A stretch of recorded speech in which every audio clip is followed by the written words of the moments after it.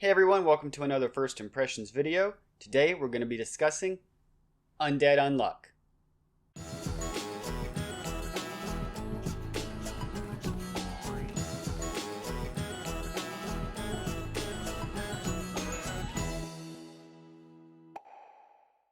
So Undead Unluck is one of the recent Shonen Jump titles that has made its way into English release along with Mashal. So the basic premise is that in the world there are these people called negators, and they have these unabilities, such as the abilities to negate some aspect of life or the world's laws. So for example, our protagonist, Andy, he is undead, meaning he can't die. He negates the ability to die. And then Fuko, our other protagonist, she has unluck. She basically negates a person's luck and causes them to have a very unlucky disaster befall them after she touches them. So it's a very shonen-esque setup where you've got a bunch of powers that can easily clash and be used in interesting ways. For example, Andy with his regenerative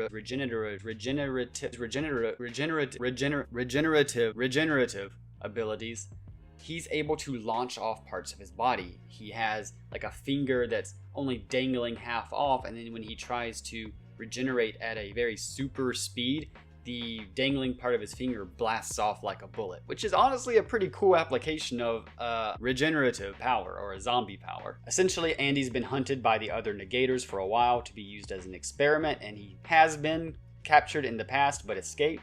And Fuko, the organization that's hunting Andy, they're not quite sure what to do with her, whether they need to capture her, kill her, or what, but she, by coming into contact with Andy, comes into the line of sights of the organization and gets on their radar. So the two of them end up being hunted down. Back to how they meet. So essentially at the outset of the story, the two characters have similar goals. Andy is trying to die. He's been trying to die for a long time, but his undead ability makes it to where he can't. So he's been seeking the perfect death. Fuko, with her unluck ability, has not really ever been able to form relationships. She actually lost her parents because of her unluck ability. That's how she discovered it. How she discovered that she was actually the cause, don't really know, but let's go past that. Andy sees her about to jump off a bridge and end her life because she's so sick of living that way. And she's threatening all these people to not come closer to her, to not try to rescue her. She's got a knife out, and Andy just walks up to her and impales himself on the knife. And it really doesn't do much damage to him, but you know, guy can try. Anyway, Fuko's trying to end her life, Andy's trying to end his. But the difference is Fuko isn't really as serious about it as Andy. That makes it to where the whole suicide plot line or plot element isn't really played off all that seriously. It's played off for a few laughs here and there, and it's not really handled with the sincerity that you would really want or expect from something that really causes real life people, so many of them every year, to lose their lives.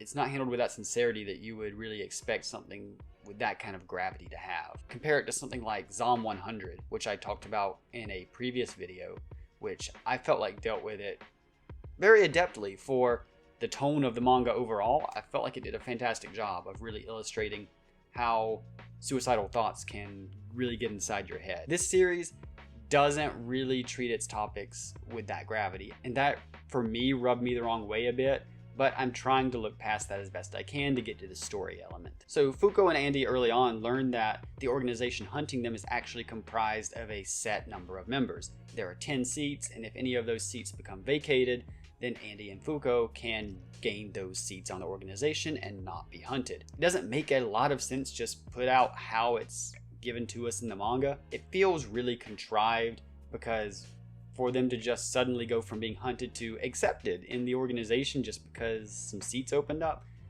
I feel like there's more to it, and maybe that's on purpose, but it just comes off as very catering to moving the plot forward. The power system itself with the negators is actually very interesting, and we get some really cool things that people can negate.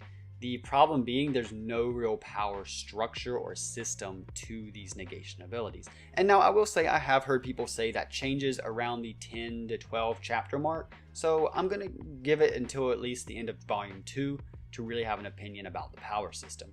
Right now it's in the early stages, it's fine, it's developing. So there's definitely going to be a chance for it to course correct and have an actual system instead of just constant escalating. Now back to the characters Andy and Fuko. The problem this series has is that both of its characters are really unlikable. Unlikable. Is that a negation ability? So Andy's like your typical kind of meathead that you have in these shonen series as protagonists. The difference is he doesn't have that charm that a lot of other characters have. He just kind of comes off as, there's no other word for it, just unlikable. And added to that is the fact that he and Fuko discover pretty quickly that the more you come into contact with Fuko's body, the bigger the unluck that happens. So of course Andy, looking to deliver to himself the biggest disasters possible, he's constantly groping her while naked because he, when he regenerates, doesn't have a lot of clothes on. It just makes the whole thing very uncomfortable with him constantly grabbing at her, and then later on constantly saying how much he wants to actually do the dirty with her because he thinks that's the key to opening up the biggest possible unlock. Sexual harassment, not a great way to start off a series, especially when the consequences don't really come with it. Fuko is one of those characters who she has like one line of dialogue every time it happens, calling him out, and then just kind of is like, well, maybe it wouldn't be that bad. It leaves a bad taste in my mouth, just like the handling of suicide. And I'll go ahead and say that the two of them having sex, or even there's a scene later on where Fuko takes her shirt, wraps it over Andy's head so that like her whole front is just pressing against him. Those seem like natural progressions given what we know about the characters and the powers and the stories, but they don't feel like things that should have come out in volume 1. They just feel like escalations that should have been reserved for much later once you've built up an audience, because these are things that really can turn people off like they're doing to me. I'm more willing to forgive a story that I've been with for a long time as opposed to a story I'm just starting out with when it tries to do these kinds of sexual harassment hijinks. And granted, in that last case, it was consensual, but it still felt like it was forced on Fuko's part to get them out of their situation. And I've mentioned there's a lot of nudity with both Fuko and Andy, and I will give the series credit for that. It doesn't really linger on the fan service and use it for ecchi appeal. Yes, the characters are naked. Yes, they're drawn naked. I mean, you don't see anything too revealing, but that's just it. The artwork isn't meant to be stimulating, and I give major props for that. There's like one or two examples where I could argue, okay, yeah, maybe that was a little bit much, and that was definitely meant to appeal to the male readers. But frankly, it could have done so much more that I'm taking what I can get at this point. I've seen series that don't focus on sexual harassment antics go way further than this did in terms of artwork, so I have to give it credit for that. It was very toned down. The series shows a lot of restraint in that regard.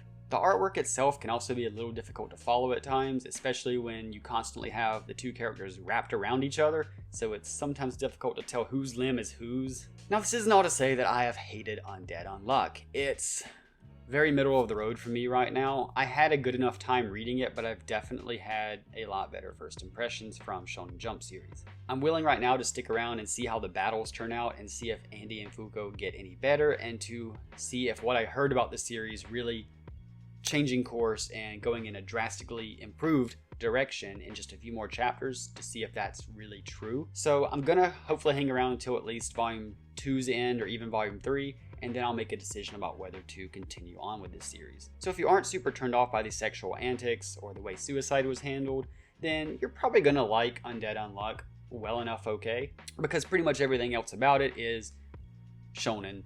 There's really good groundwork for the series here, but I think a tonal overhaul would do this series a lot of favors, because even in the fight scenes, there's an air of light comedy to the whole thing, whereas I think if it was dealt with a lot more seriousness, it would have a lot more impact and be more engaging. Because right now it's a Doritos and Mountain Dew fueled explosion of raunchiness and just chaotic energy.